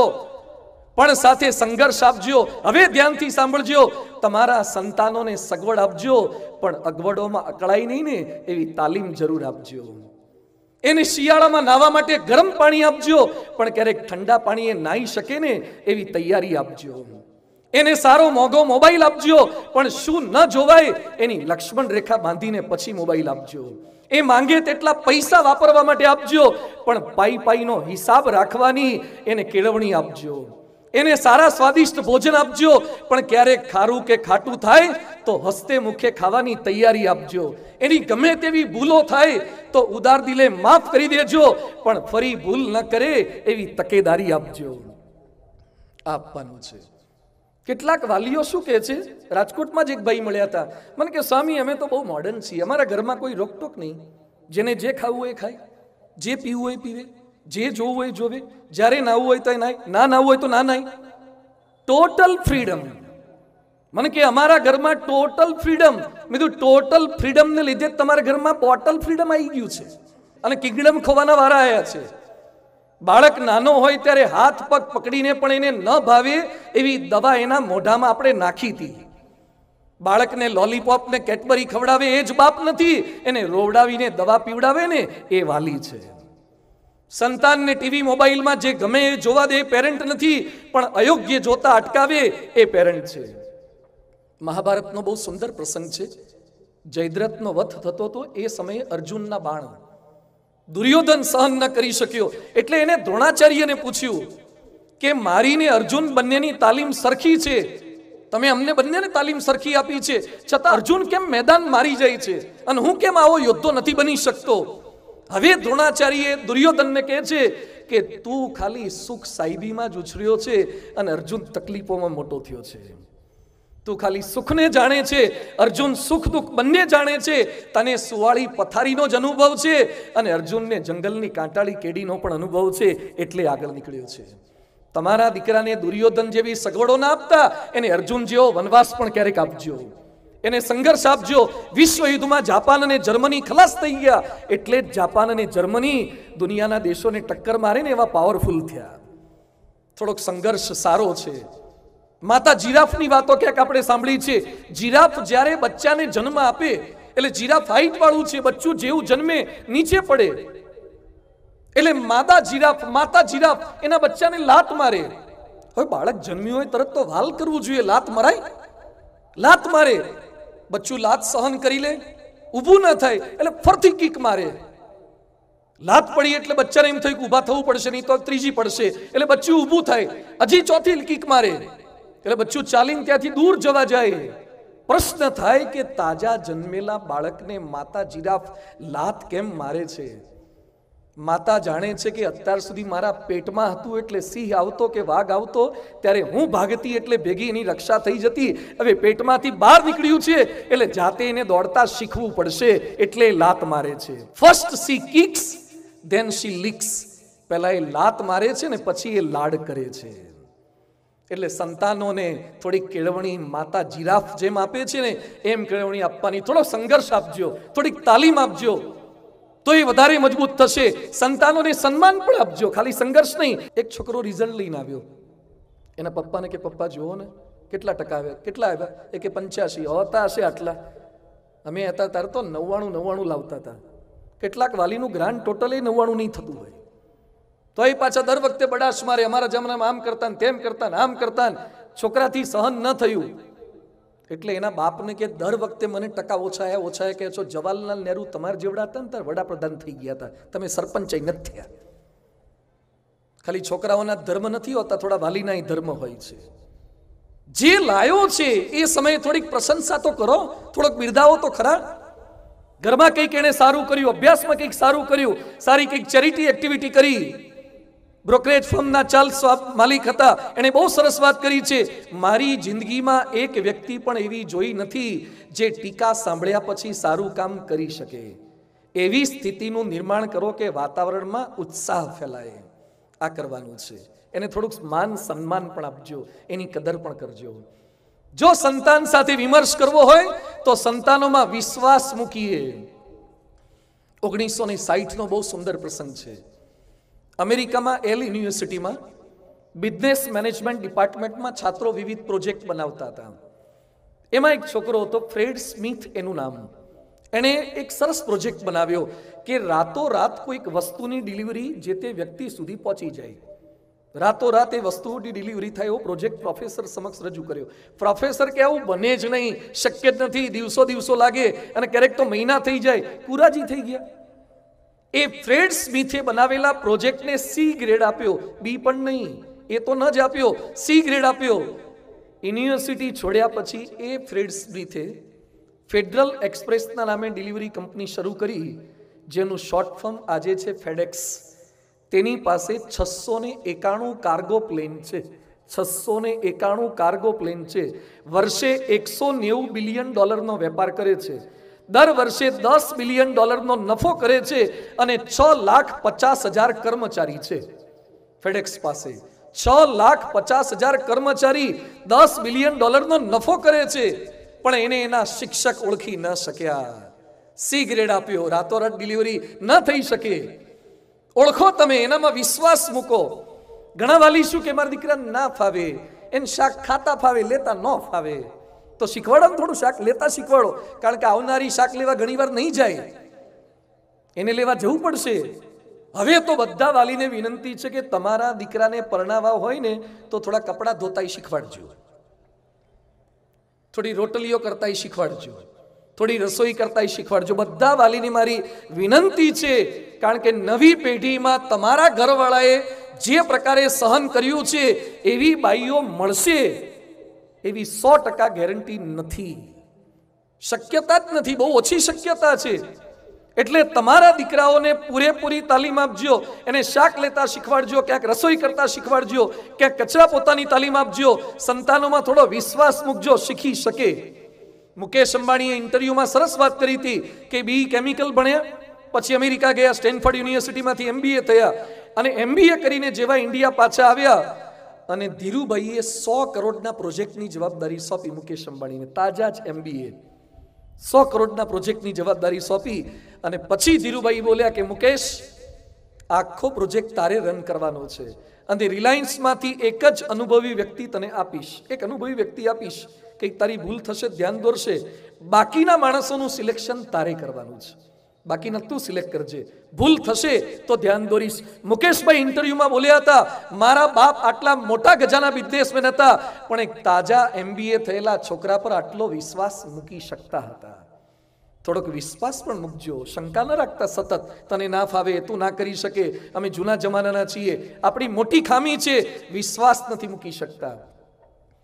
આજે BAPSની સફળતાના મૂળમાં હોય તો પ્રમુખ સ્વામી મહારાજે નાના નાના સંતો ભક્તો પર, કાર્યકર્તા પર મૂકેલો વિશ્વાસ છે. સ્વામીજી 6 ચોપડી ભણેલા હતા અને એક વ્યક્તિ આવો સમાજ કઈ રીતે તૈયાર કરી શકે? ગાંધીનગર અક્ષરધામ અને દિલ્હી અક્ષરધામના નિર્માણમાં જેનો મહત્તમ ફાળો હતો એ છે અમારા સદગુરુ સંત પૂજ્ય ઈશ્વરચરણ સ્વામી. પરમ પૂજ્ય પ્રમુખ સ્વામી મહારાજ એમને દિલ્હી અક્ષરધામના ઉદ્ઘાટન વખતે ભેટીને આશીર્વાદ આપતા હતા. એ પૂજ્ય ઈશ્વરચરણ સ્વામી બોલ્યા કે પ્રમુખ સ્વામીજી મહારાજ એકવાર કામ સોંપે પછી વિશ્વાસ મૂકી દે, સતત પ્રોત્સાહન આપે, ભૂલ થઈ હોય તો એ શબ્દ પણ ન કે, રેમ નજર રાખે, એટલે અમે અક્ષરધામનું નિર્માણ કરી શક્યા. પ્રમુખ સ્વામી મહારાજ દરેક બીજમાં વટવૃક્ષ નિહાળી શકતા, એટલે ક્યારે કોઈ બીજને નાનું માનતા જ નહીં, એને અવગણતા જ નહીં, એનું પોષણ કરતા હતા. મિસ્ત્રીને છે ને લાકડામાં, આડાવડા લાકડામાં પણ સીધું ફર્નિચર દેખાય, દરજીને કપાયેલા કટપીસમાં પણ રેડીમેડ સરસ કપડું દેખાય, એમ આદર્શ વાલીને તો વાંકા ચૂકા દીકરામાં પણ સારું ભવિષ્ય દેખાવું જોઈએ. એ વિઝનરી હોય. કેશોદ પાસે અક્ષયગઢ ગામે પ્રમુખ સ્વામી મહારાજ જતા હતા રાજ સીતાપુર મંદિરના જીર્ણોદ્ધાર પ્રસંગે. એ સમયે પ્રમુખ સ્વામી મહારાજે એક નાનકડા સંતને પોતાની સાથે લીધા. એટલે એ સંતે એમ કીધું કે સ્વામીજી, હું તો નાનો છું, બીજા મોટા મોટા છે ને આપની સાથે આ મોટા પ્રસંગે લઈ જાઓ. સ્વામીજી કે ના, તમે ભેગા ચાલો, મારે કામ છે. એ સંતને ભેગા લઈ ગયા અને ત્યાં લઈ ગયા પછી એ મંદિર બતાવ્યા પછી કે છે મંદિર આમ થાય, આમ થાય, બધી રીત શીખવી.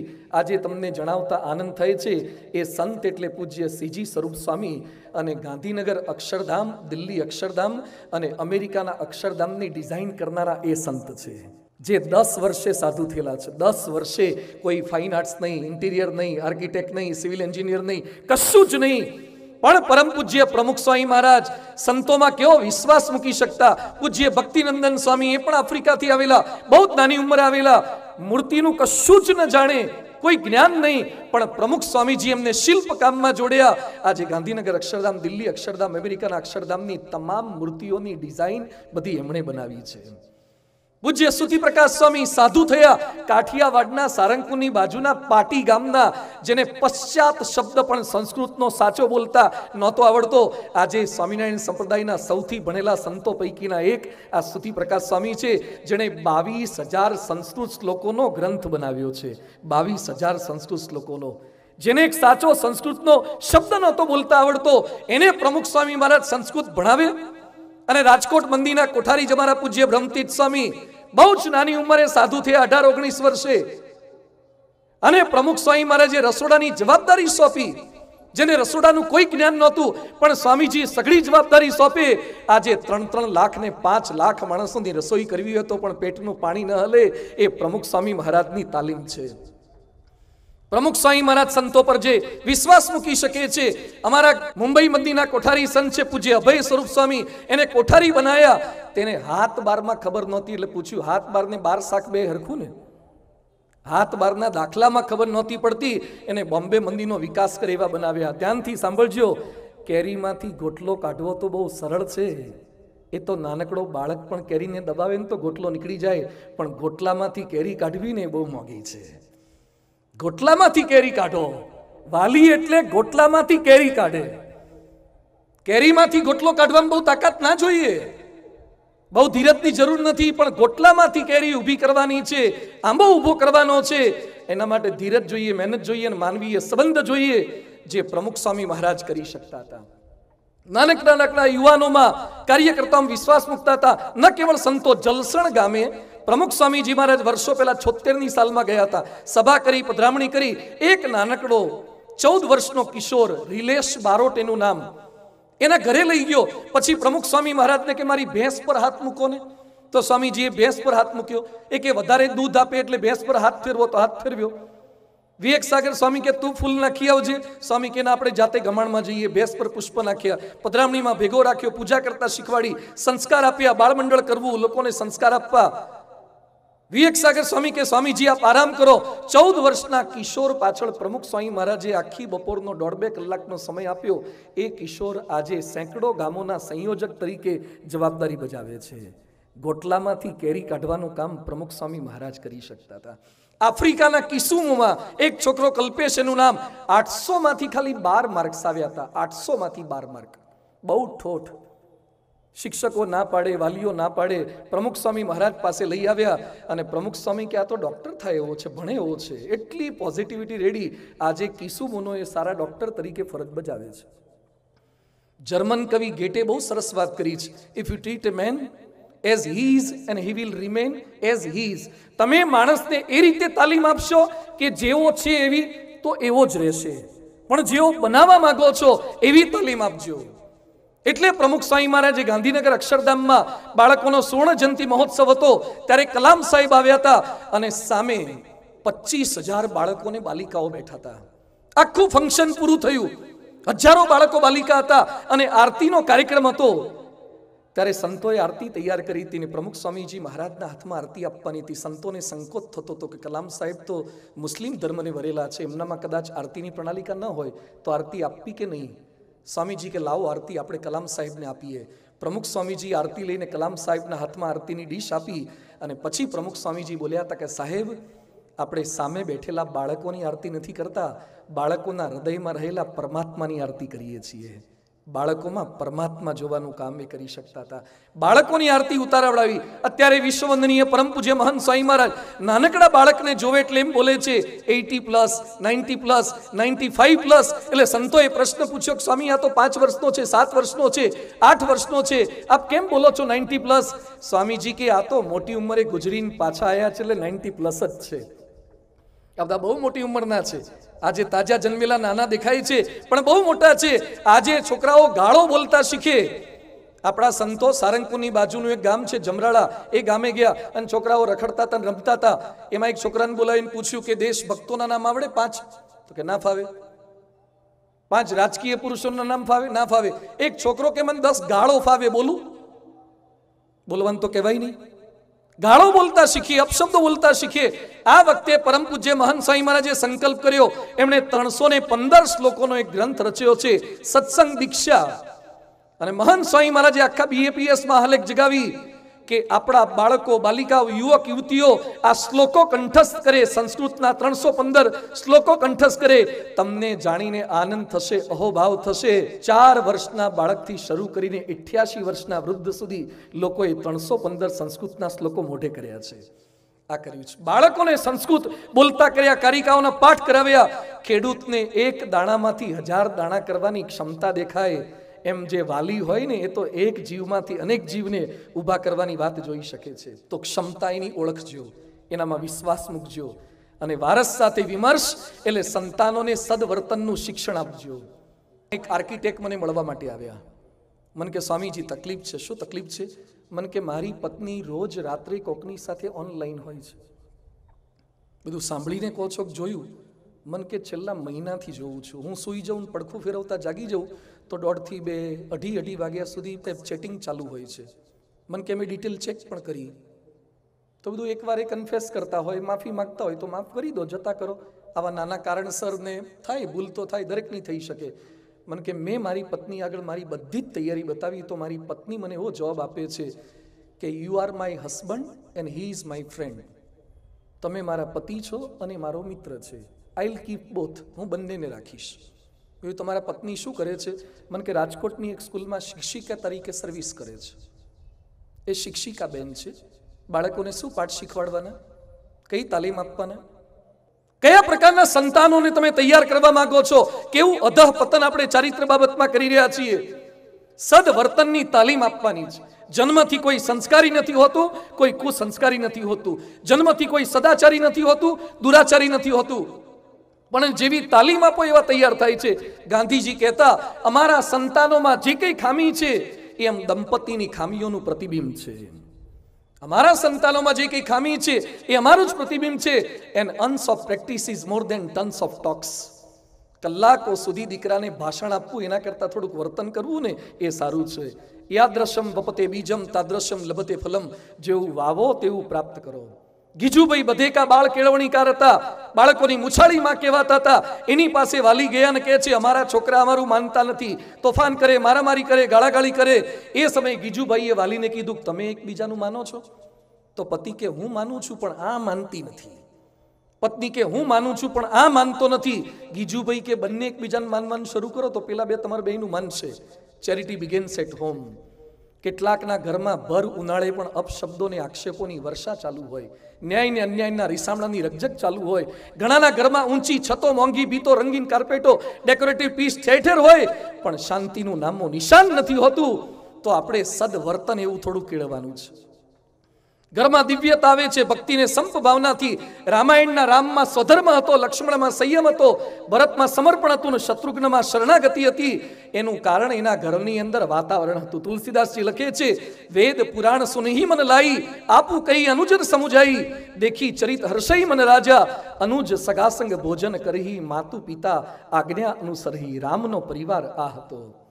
સરદાર વલ્લભભાઈ પટેલ કોર્ટમાં કેસ લડતા હતા.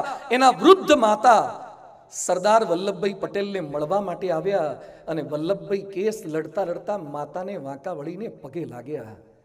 આજે આપણા ઘરમાં રહેલા વૃદ્ધ મા બાપને આપણે પગે લાગી શકીએ છીએ? Charity begins at home. લોકસેવક વિનોબા ભાવેના માતા પડોશમાં રહેતા એક બાળક, માતા વિનાના બાળક, એને રસોઈ કરીને ખવડાવતા. એટલે દર વખતે એવું કરે કે પહેલા પોતાની રસોઈ કરે અને પછી બાજુવાળા બાળક માટે રોટલી કરે. એટલે વિનોબા ભાવે કીધું, માં તું અન્યાય કેમ કરે છે? પેલા મારા માટે રસોઈ કરે છે અને પછી પેલાને પારકો ગણે છે, એની રસોઈ પછી કેમ કરે છે? બેટા આપણી રસોઈ પહેલા એટલે કરું છું ને પછી પેલાની એટલે કરું છું કે એને પછી કરું તો ગરમ ગરમ ખવડાવવા મળે, એટલે એના માટે છેલ્લે રસોઈ કરું છું. વિનોબા ભાવેના મનમાં આજીવન મદદરૂપ થવાના સંસ્કારો એની માએ રેડ્યા હતા. વામન તિલક મહારાષ્ટ્રીયન કવિ થઈ ગયા.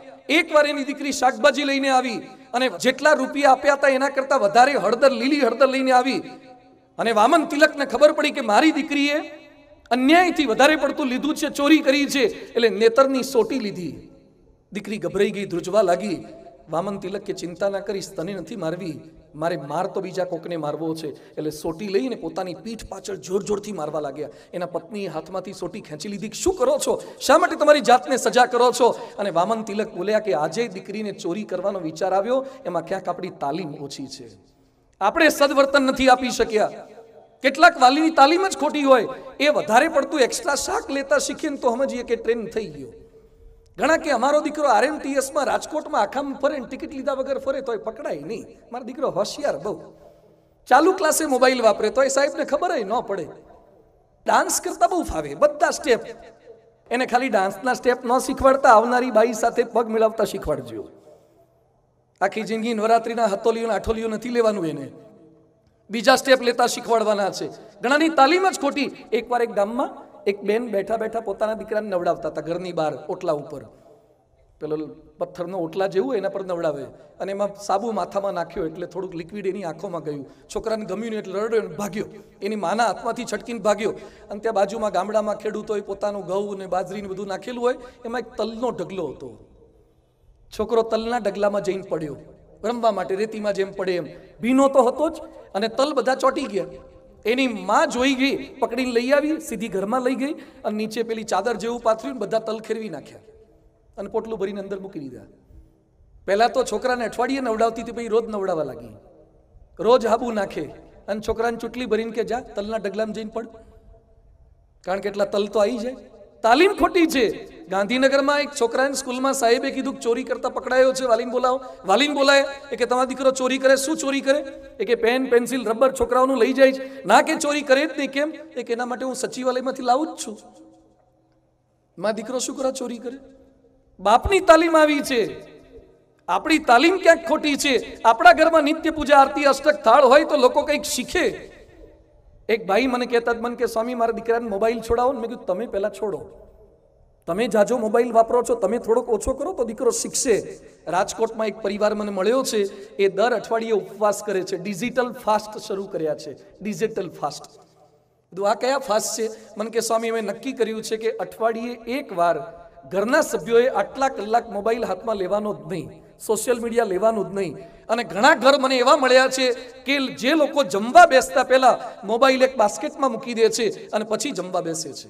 પરિવારના સભ્યો સાથે બેસો ત્યારે મોબાઈલને થોડાક દૂર મૂકો ને, થોડી ટેકનોલોજીની બાજુ પર રાખો ને. ક્યાંક આપણી તાલીમ ખોટી છે. માતા પિતાના એ સંસ્કારો ઉતરે, બાળકમાં આચારો વિકસે, કુટુંબનું ઉદ્યાન એ ઘેર આવે છે ભગવાન. ભણેલા ગણેલામાં સેવાના સંસ્કારો પ્રમુખ સ્વામીજી રેડી શક્યા છે, તો આપણે આ સંસ્કારો આપણા બાળકોમાં રેડવાના છે, સેવાના સંસ્કારો. અને સંતાનોને સાવધાની આપીએ. હમણાં જ થોડાક સમય પહેલા ગુજરાતમાં એક મોટો ચુકાદો આવ્યો છે. એ છે ગ્રીષ્માની હત્યા કેસનો ચુકાદો. હલાવી નાખે એવી ઘટના સુરતમાં, ગુજરાતમાં ને ભારતમાં બની છે.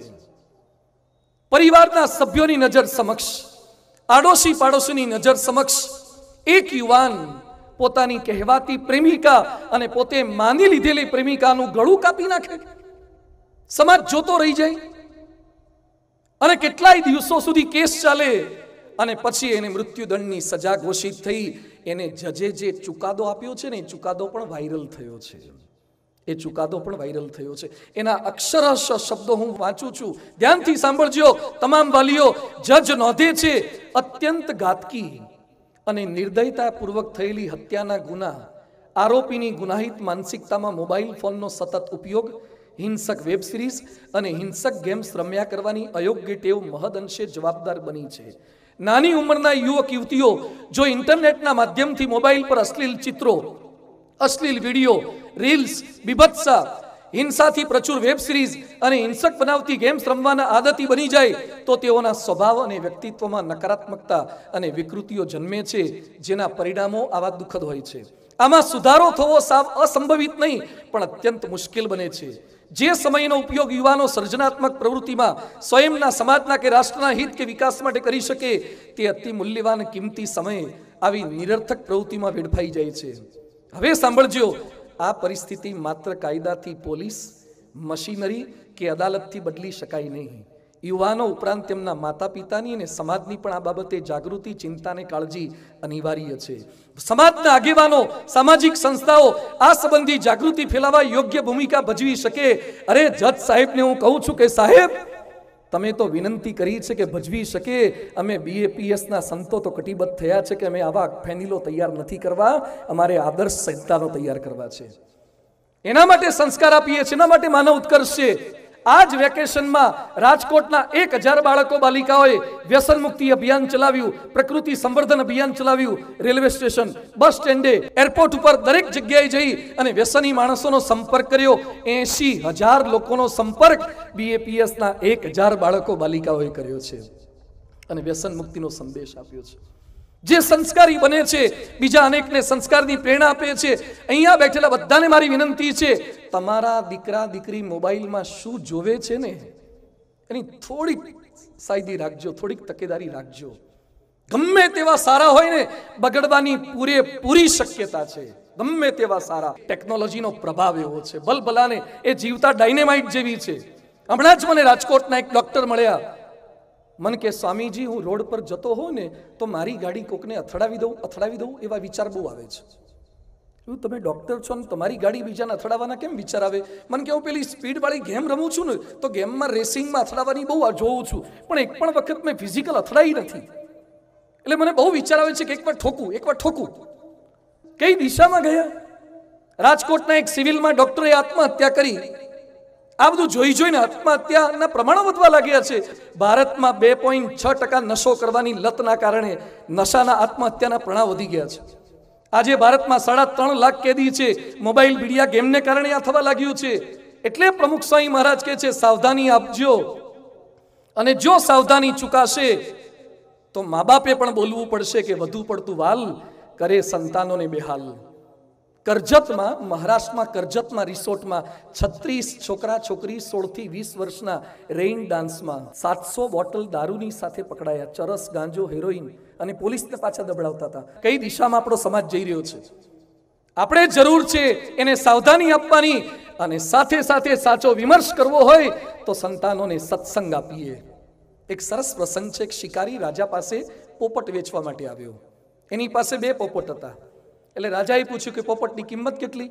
એક પોપટ 1 રૂપિયા વાળો છે, બીજો છે 1000 રૂપિયા વાળો. કે પોપટ સરખા લાગે છે? 1 રૂપિયામાં તું વેચે છે ને બીજો 1000 રૂપિયા વાળો. રાજાએ બંને ખરીદી લીધા.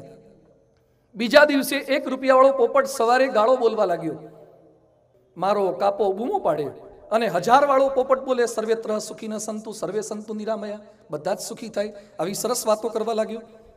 રાજા ગુસ્સામાં આવી ગયા, અને જે ગાળો બોલતો તો એ પોપટને મારવા જતા હતા, ત્યાં 1000 રૂપિયા વાળો સંસ્કૃતના શ્લોક બોલતો તો એ પોપટ બોલ્યો, ગવશનાનામ ન શૃણોતિ વાક્યમ અહમ હિ રાજમ વચનમ મુનિનામ ન ચાસ્ય દોષો ન ચ મદ્ગુણો વા સંસર્ગજા દોષ ગુણા ભવંતી. હે રાજા, ગાળ બોલનાર પોપટનો કોઈ વાક નથી ને શ્લોક બોલનાર મારો કોઈ સદગુણ નથી. અમારામાં જે કંઈ થયું છે સંગે કરીને થયું છે, સંગે કરીને. એનો સંગ ખરાબ છે ને મારો સંગ સારો છે. ઝામા સાયકિયાટ્રી જર્નલમાં લખ્યું છે, 6 થી 18 વર્ષના 214 બાળકો પર સંશોધન થયું. 112 પરિવારનો સામેલ કર્યા. ડિપ્રેશન ને નેગેટિવ વિચારનો અભ્યાસ કરાયો. જે ઘરમાં માતા પિતા ધાર્મિક હતા, આધ્યાત્મિક વૃત્તિના હતા, એ બાળકોમાં આત્મહત્યાનું, નિરાશાનું પ્રમાણ નહીવત હતું. અને જે વાલીઓ ધાર્મિક નહોતા, આધ્યાત્મિક નહોતા, ત્યાં 80% પ્રમાણ વધારે હતું. વિશ્વ પ્રસિદ્ધ ન્યુરોલોજીસ્ટ ડોક્ટર બેન કાર્સન નાનપણમાં મસ્તીખોર હતા, જનૂની હતા. એના મિત્રને છરી મારી દીધી હતી. 13 વર્ષે પરણેલીને ત્યક્તા થયેલી માતાએ છૂટાછેડા આપ્યા પછી સંતાનને સુધારવા માટે લાઇબ્રેરીમાંથી પુસ્તકો લીધા અને બેન કાર્સનને વાંચવા માટે આપે. રસ પડ્યો, પરિવર્તન થયો. જે પોતાના મિત્રને છરી મારતા હતા એ જ મગજ ચીરી અને ન્યુરોસર્જન થઈને ઓપરેશન કરીને લોકોને જીવાડતા થયા. એક માં ધારે ને, ત્યક્તાબાઈ ધારે તો દીકરાને વિશ્વવિખ્યાત ન્યુરોસર્જન બનાવી શકે છે. આપણે આપણા દીકરા દીકરીઓને ભગવદ્ ગીતા, રામાયણ, ઉપનિષદના પુસ્તકો ક્યારે વાંચવા આપ્યા? અને ક્યારેક સારું સાહિત્ય આપ્યું? ક્યારેક થોડુંક દીકરાઓને વંચાવો, કઈ દિશામાં લઈ જવો છે? પ્રશ્નો આ થવા લાગ્યા છે. આપણે નથી આપતા એટલે થાય છે. એક યુવાન રાત્રે, અમે સભા કરી અને રાત્રે 11 વાગે કાલાવડ રોડ મંદિરે અંદર એન્ટર થતા હતા. એક દીકરો એના બાપ સાથે ઝઘડો કરતો હતો. હું ગાડીમાંથી ઉતરી ગયો, એના બાપને બંનેને ઊભા રાખ્યા અને એના બાપને પૂછ્યું, શું થયું છે? મને કે આત્મહત્યા કરવા જવાની વાત કરે છે, ઘર છોડવાની વાતો કરે છે. એના બાપુજીને મેં બહાર ઊભા રાખ્યા. છોકરાને રાત્રે 11:30 ઓફિસમાં લઈ ગયો. તું શું તકલીફ છે? મને કે ઘર છોડી દેવું છે. તું ક્યાં જઈશ? મને કે આવડું મોટું રાજકોટ છે, 6 ફૂટની જગ્યા નહીં મળી રહે. મારી આગળ પાછી ડાઈ વાતો કરવા લાગ્યો. બધું આખું આવડું મોટું રાજકોટ છે, પણ આજે રાત્રે તું ક્યાં સૂઈશ છે? મને વાત કર. સામા કાંઠાનો છે. એટલે મને કે કેસરી હિંદ પુલ પર સૂઈ જઈશ. તું કેસરી હિંદ પુલ ઉપર મચ્છર કરડશે તો? મને કે મા બાપની ટકટક થાય એના કરતાં મચ્છરની કચકચ સારી. મારાથી મા બાપની કચકચ ને ટકટક હવે સહન થતી નથી. એકનો એક દીકરો છે, પણ રાત્રે 11 વાગે ઘર છોડવા માટે કેસરી હિંદ પુલ પર જવા માટે તૈયાર થયો. આજે મારે ગૌરવ સાથે ને આનંદ સાથે કહેવું પડે છે, એ જ છોકરો આજે BAPS ના કાર્યકર તરીકે સેવા આપી રહ્યો છે. બદલાય છે. અમે તમને ચેલેન્જ આપીને કહીએ છીએ, અહંકારથી નથી કહેતા, એક વિશ્વાસથી કહીએ છીએ, એક શ્રદ્ધાથી કહીએ છીએ, ભગવાન અને ગુરુના આશીર્વાદથી કહીએ છીએ. અહીંયા જેટલા સંતો બેઠ્યા છે ને, એમણે પોતાના સંતાનોનું સર્જન નથી કર્યું, તમારા સંતાનોને સંસ્કાર આપી શકીએ ને એના માટે આ કર્યું છે. અમે અમારો પરિવાર નથી માંડ્યો, તમારા પરિવારને મદદરૂપ થઈ શકીએ એના માટે આ કર્યું છે. વિવેકાનંદ સ્વામી કહેતા, give me 100 Nachiketas, I will move the world. જે નચિકેતાની માંગણી વિવેકાનંદ સ્વામી કરતા હતા, પ્રમુખ સ્વામી એવા નચિકેતાઓ તૈયાર કર્યા છે. યશવંત જેઠવા, બોમ્બેની ચાલીમાં ભણનારો, ગરીબ ઝૂંપડપટ્ટીમાં ઉછરનારો એક છોકરો, અને પ્રમુખ સ્વામી મહારાજે ગરીબ છોકરાને ભણાવ્યો, આગળ વધાર્યો, સંસ્કારી બનાવ્યો, આઈપીએસ થયો અને નરેન્દ્રભાઈ મોદીના એસપીજી કમાન્ડોનો ચીફ થયો. યશવંત જેઠવા એક ગરીબ પરિવારનો છોકરો પ્રમુખ સ્વામી ભણાવ્યો, અત્યારે ઓરિસ્સામાં ડીઆઈજી તરીકે સેવા આપી રહ્યા છે. આખા ઓરિસ્સા સ્ટેટના પોલીસ વડા તરીકે યશવંત જેઠવા છે. નક્સલવાદ સામે એને એટલું સુંદર કામ કર્યું. સુંદરગઢ જિલ્લામાં એને તાલીમ આપી પ્રમુખ સ્વામીના શબ્દોથી. પ્રમુખ સ્વામીજી બોલ્યા હતા, ધૃણાથી કોઈ કામ ન થાય. પોલીસની ભજન મંડળી ઊભી કરી, ગામ લોકો જોડાવા લાગ્યા, પોલીસોની સાથે ભળવા લાગ્યા, ત્યાંના લોકલ માણસો જોડાવા લાગ્યા. જે નક્સલવાદીઓ સાથે ભળી જતા હતા એ પોલીસને સહકાર આપવા લાગ્યા. હોકી ટુર્નામેન્ટ શરૂ કરી, ધાબળાને દવાઓનું વિતરણ કર્યું, એક નક્સલવાદીઓને શરણે લેવા લાગ્યા, એના લગ્ન કરાવી આપ્યા. નક્સલવાદ ઓછા કરવા માટે એને પારિતોષિક આપવામાં આવ્યું, કારણ કે બીએપીએસની બાળ પ્રવૃત્તિની તાલીમ એણે પ્રાપ્ત કરી હતી. અને જો આ ન હોય તો હવે સાંભળજો, એક પ્રખ્યાત બાળકની વાત મારે કરવી છે. 7 વર્ષના એક છોકરાને એના બાપે નક્કી કર્યું કે મારા દીકરાને ટેનિસ સ્ટાર બનાવવો છે. બહુ ભારે પ્રેક્ટિસ કરાવે, ટેનિસ બોલને ડ્રેગન બોલ મશીનમાં મૂકે, એટલે મશીન તો ફૂલ સ્પીડમાં બોલ ફેંકે અને એના દીકરાના હાથમાં રેકેટ આપે. 110 માઇલની ઝડપે બોલ ફેંકાય. અને દીકરાને કીધું કે 110 માઇલની ઝડપે બોલ આવશે, એને તારે રેકેટ પર પકડવાનો છે અને સામે શોટ મારવાનો છે. દિવસમાં આવા 2500 બોલની પ્રેક્ટિસ કરાવે. 22 વર્ષ સુધી આવી પ્રેક્ટિસ કરનાર 8 વાર ગ્રાન્ડ સ્લેમ વિજેતા બન્યો. 1996માં ઓલિમ્પિક ગોલ્ડ મેડલ વિજેતા બન્યો. એ દુનિયાનો વિખ્યાત ટેનિસ સ્ટાર આંદ્રે અગાસી, જેને એના બાપે તાલીમ આપી, ટેનિસની તાલીમ આપી. આંદ્રે અગાસી જિંદગીમાં 870 મેચ જીત્યો છે. એક વર્ષમાં $31 મિલિયન ગેમમાંથી અને જાહેરાતમાંથી $25 મિલિયન કમાતો. હવે સાંભળજો બધા વાલીઓ, એ આંદ્રે અગાસીએ વિશ્વખ્યાત ટેનિસ સ્ટાર એક આત્મકથા લખી છે પોતાની. એનું નામ છે ઓપન. એમાં નોંધ્યું છે, હું બધાને કહું છું કે શ્રેષ્ઠ બનવાથી સારું લાગે છે, પણ તે હકીકતમાં જૂઠાણું છે. હું એવું કશું જ અનુભવતો નથી. હું ઘણા કલાકો સુધી શેરીઓમાં રખડતો રહું છું અને વિચારતો રહું છું કે મારામાં શું ખામી છે. હું આ દુનિયાનો નંબર 1 ટેનિસ પ્લેયર છું, છતાં અંદરથી ખાલીપાનો અનુભવ કરું છું. તમારા દીકરાને વિશ્વવિખ્યાત બનાવવો હોય તો ખાલી ટેનિસની તાલીમ આપજો, પણ એનું જીવન સાર્થક કરવું હોય તો સત્સંગનો, સંતોનો સમાગમ આપજો, આ તાલીમ આપજો. એના માટે આ કરવાનું છે અને કરી શકીએ. મંડન મિશ્રના ઘર માટે કહેવાતું સ્વતઃ પ્રમાણમ પરતઃ પ્રમાણમની વાતો જ્યાં પોપટ અને મેના કરતા હોય, એમ મંડન મિશ્રનું ઘર હોય. એમ અહીંયા બેઠેલા વાલીઓને મારી વિનંતી છે, તમે તમારું ઘર કયું છે શું બોલી શકો? તમારા સંતાનો માટે એવો પરિચય આપી શકો કે જેને સારો મોબાઈલ વાપરતા આવડતો હોય મારો દીકરો હોય, સૌથી સ્પીડમાં બાઇક ચલાવે મારો છોકરો હોય, દર મહિને એક ટ્રાફિકનો મેમો આવે મારો દીકરો હોય, સારો ડાન્સ કરતા આવડે મારો દીકરો હોય, બ્રાન્ડેડ કપડાં પહેરે મારો દીકરો હોય, મોટી ડિગ્રીઓ, આ પરિચય નહીં. જો તમે એમ બોલી શકો, શિક્ષિત હોય, સંસ્કારી હોય, સહનશીલ હોય, સંયમી હોય, સેવાભાવી હોય, સંપીલ હોય, સ્વધર્મી હોય અને શ્રદ્ધાળુ હોય, એ મારો દીકરો હોય, તો વિમર્શ તમારો સાચો. જન્મ તો તમે આપ્યો છે, પણ એની સાથે વિમર્શ કરવાનો છે. આજે આપ સૌ કોઈને મારી વિનંતી છે, બીએપીએસ સંસ્થા દ્વારા એવા હજારો બાળ બાલિકા કેન્દ્રો, એવા યુવક યુવતી કેન્દ્રો ચાલી રહ્યા છે. દર રવિવારે 1000 ઉપરાંત યુવકો, બાળકો, બાલિકાઓ સભાનો લાભ લઈ રહ્યા છે. ન કોઈ જ્ઞાતિ, ન કોઈ સંપ્રદાય, ન કોઈ ધર્મ. ભૂલી જજો, તમે સ્કૂલમાં બાળકને મૂકો છો ત્યારે સ્કૂલના સંચાલક કઈ જ્ઞાતિના છે જોઈને મૂકો છો કે શિક્ષણ સારું આપશે જોઈને મૂકો છો? તો જ્યાં સારા સંસ્કારની વાતો થતી હોય, પગથિયું ક્યારેક ચડાવજો, એ તાલીમ ક્યારેક આપજો, તો શક્ય બનશે. સંતાન સાથેનો વિમર્શ, અને આશા રાખીએ, પ્રાર્થના કરીએ છીએ આપણે પણ આપણા સંતાનોને તાલીમ આપી શકીએ. પણ છેલ્લે 5 મિનિટ આપની મારે લેવી છે કે જે મોટો પ્રશ્ન અત્યારે હોય તો સંતાનનો તો છે, પણ પતિ પત્નીના પ્રશ્નો ખૂબ ભારે છે. સાસુઓની સમસ્યા તો એના કરતાંય ભારે છે. અને ભાઈ ભાઈના ઝઘડા. પંજાબમાં બે સગ્ગા ભાઈ પોન્ટી ચડ્ડા, 800 કરોડની સંપત્તિ હતી, છતાં એકબીજા પર શૂટિંગ કરીને બંને એકબીજાને મારી નાખ્યા.